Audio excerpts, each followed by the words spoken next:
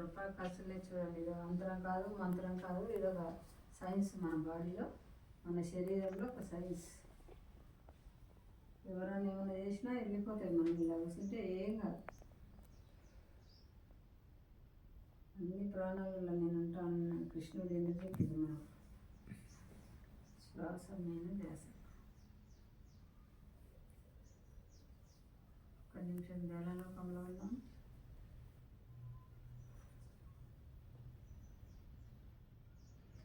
ఎప్పుడైతే మనకు తలనొప్పి లేచిందో వెంటనే కళ్ళు మూసుకోలే కూర్చోవాలి. ఏదైనా మర్చిపోయినా వెంటనే 10 నిమిషాలు కూర్చుంటే ఆ వంట కూడా అమృతంలాగా అవుతుంది. ఒక 10 నిమిషాలు ధ్యానం చేసి వంటకు పెట్టుకున్నామంటే చాలా టేస్టులు.